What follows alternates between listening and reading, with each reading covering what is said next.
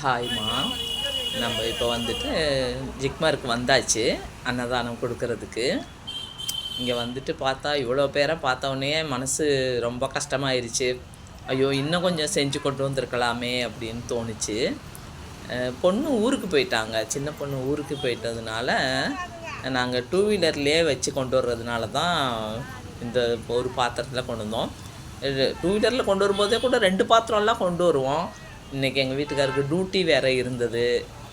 சௌரியமாக கார்லேயும் வச்சு கொண்டு வர முடியாதுங்கிறதுனால ஒரு பாத்திரமே போதும்னு சொல்லிட்டு கொண்டு வந்தோம். ஆனால் இங்கே இவ்வளோ பேர் பார்த்தோன்னே மனசு கஷ்டத்தோடையே தான் நான் எல்லாேருக்கும் ப்ளைட்டுங்க கொடுத்துட்டு இருந்தேன்.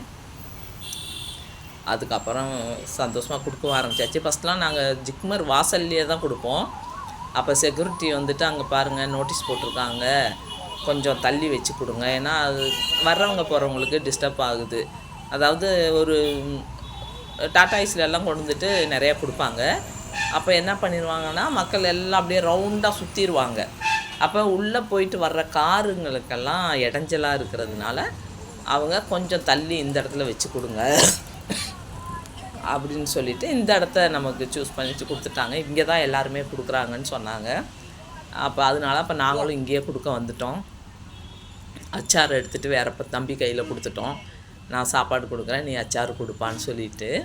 அப்போ அவர் தம்பி தான் அச்சார் வச்சுட்டு, அதாவது ஊறுகாய் வச்சுட்டு கொடுத்தாங்க. வந்துட்டு எங்கள் வீட்டுக்காரர் உப்பு கொஞ்சம் பத்தலைன்னு சொல்லிட்டு போட்டுட்டு வந்தோம்.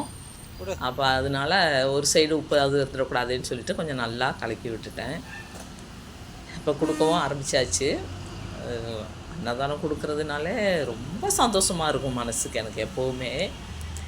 அதே சந்தோஷத்தோடு தான் இப்போவும் கொடுத்தேன். ஆனால் பத்தாமல் போயிருமோங்கிற ஒரு கவலை தான் இருந்தாலும் எல்லாருக்கும் கொடுக்கணுங்கிற ஒரு இதுவும் இருந்தது. எல்லாருமே பாத்திரம்லாம் வச்சுட்டு வந்து வெயிட் பண்ணாங்க. பாருங்கள், ஒரு பணிவு பார்த்திங்களா, எப்படி உட்காந்து வாங்குறாங்க பாருங்கள். அப்போ அதெல்லாம் பார்க்குறப்போ எவ்வளோ மனசு இதாக இருக்குது நமக்கு. அதுக்காக தாங்க நான் இங்கே வர்றது, வேறு எங்கேயும் கொடுக்காம.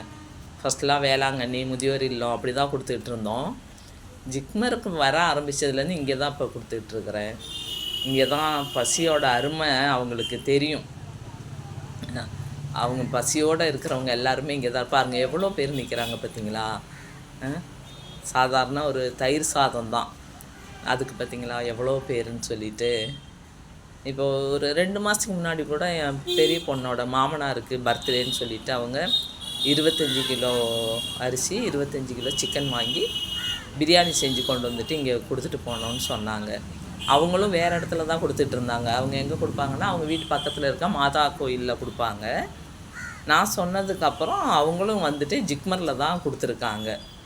அப்படி கொடுத்துட்டு 25 கிலோ ரைஸுக்கு செஞ்ச பிரியாணியே பத்தலை எங்களுக்கு மனசு கஷ்டமாயிருச்சு அப்படின்னு சொல்லி சொன்னாங்க.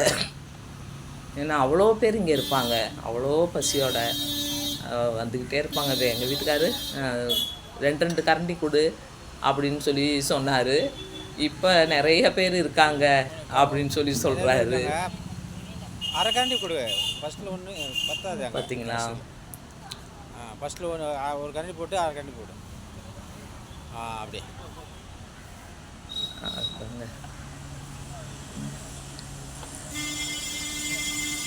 நிறையா வேணும்னு கேட்கும்போது நம்ம எப்படிங்க இல்லைன்னு சொல்ல முடியும். பசிக்காக சாப்பாடு இன்னும் கொஞ்சம் கொடுன்னு சொல்லும்போது நம்மளால் அளவாக தான் கொடுப்பேன்னு சொல்ல முடியாது. ஆனால் எங்கள் வீட்டுக்காரர் சொல்கிறது கரெக்டு, எல்லாருக்கும் கொடுக்கணும், எல்லோரும் நிற்கிறாங்க, என்ன பண்ணுறது. ஆனால் இங்கே எவ்வளோ கொண்டு போனாலும் பார்த்தாதுங்க. நீங்கள் ஒரு 1000 பேருக்கு சமைச்சு கொண்டு போனாலும் இங்கே கொஞ்சம் நேரத்துலேயே நம்ம கொடுத்து முடிச்சிடலாம். வெயிட் பண்ணி நிற்கணுங்கிற அவசியம் இல்லை. கொண்டு வந்து இறக்குன உடனே வந்து அவ்வளோ பேர் வந்து வாங்க வருவாங்க. ஏன்னா அவ்வளோ பேர் இங்கே இருக்காங்க. ஜிக்மருக்கு வந்துட்டு அவ்வளோ பேர் வராங்க. நம்ம செக்யூரிட்டியும் சரி சாப்பிடட்டும் அப்படின்னு சொல்லிட்டு அவருக்கும் கொஞ்சம் கொடுக்குறேன்.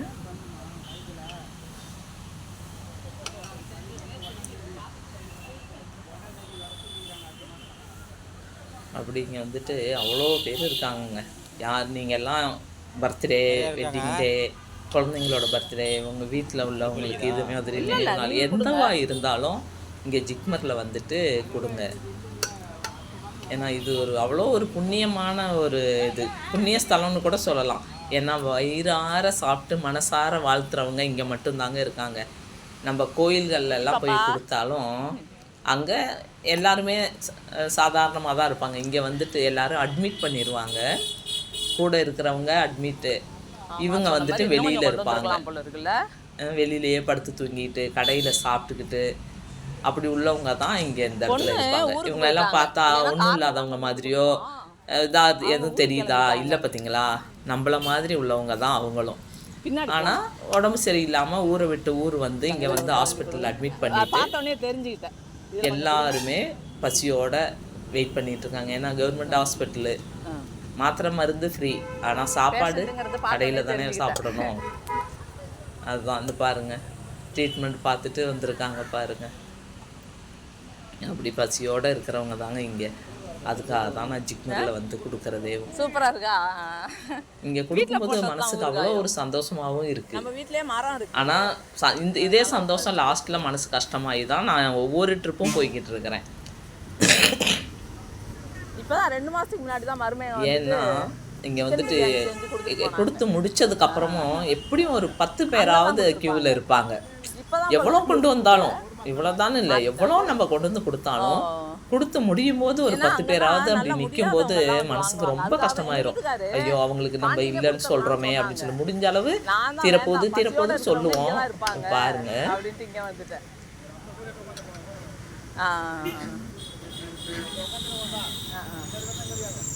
சாப்பாடு எப்படி இருக்கு? சூப்பராக இருக்கா? என்ன கொடுக்கறதுக்காக நல்லா செய்ய மாட்டோம். நாங்கள் என்ன சாப்பிட்றோமோ அதை தான் செஞ்சே கொடுப்போம். கொடுங்க கொடுங்க, இங்கே கொடுங்க, நான் கொடுக்குறேன். இல்லை பிளேட்டில் நான் கொடுக்குறேன்னு கொடுங்க. போங்க, அது இருக்கிறவங்களுக்கு கொடுங்க. கொடுத்துட்டு பிளேட்டு கொடுக்குறோம். பத்துமா எல்லாருக்கும்? சரி, எல்லாருக்குமே கொடுங்க, அப்புறமா பிளேட் கொடுக்கலாம். வாங்கிக்கோங்க. பக்கம் வர பிளேட் கொடுத்துருவோம். இன்னும் எவ்வளோ பேர் நிற்கிறாங்க. அவங்க இந்த சாப்பாடு கம்மியாக தான் இருக்குது. அவங்க அவ்வளோ பேருக்கு எப்படி கொடுக்க முடியும்? எங்கள் வீட்டுக்காரரும் சரி ஒவ்வொரு கரண்டி கொடுக்கலாம் அப்படின்னு சொல்லி கொடுக்குறாங்க. திரும்ப கேட்கும்போது நம்ம இல்லைன்னு சொல்ல முடியாது. அதுதாங்க இங்கே அது ஒரு மனசுக்கு ஒரு இது. டெய்லி கொடுக்கணுங்கிற ஆசையெல்லாம் இருக்குங்க. கடவுள் எனக்கு அந்த அளவுக்கு வசதி கொடுத்தா கண்டிப்பாக நான் டெய்லி போயிட்டு அங்கே போய் கொடுப்பேன். ஏன்னா அவ்வளோ ஆசையாக இருக்கும் எனக்கு போய் அன்னதானம் கொடுக்கணுங்கெல்லாம். இதையே ஒரு வேலையாகவே வச்சு கூட என்னெல்லாம் விட்டால் கொடுத்துக்கிட்டே இருப்பேங்க. அவ்வளோ ஆசை எனக்கு அன்னதானம் கொடுக்கறதுலாம் ரொம்ப பிடிக்கும். அடுத்த ட்ரிப் நிறையா கொண்டு வரலாம். யாரு தீந்துருச்சே? அதான் எவ்வளோ கொண்டு வந்தாலும் நிறையா கொண்டு வந்தால் பரவாயில்ல. தீந்துருச்சுமா? கூடாது. அவ்வளோதாம்மா, தீந்துருச்சு. அதுதான் அவ்வளோ கேட்குறவங்களுக்கு இல்லைன்னு சொல்கிறது மட்டும்தாங்க மனசு கஷ்டம்.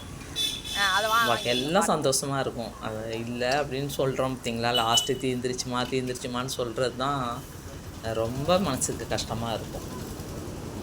கூடிய சீக்கிரம் உடனே போயிட்டு அடுத்த அன்னதானம் கொடுத்துர்லாம்.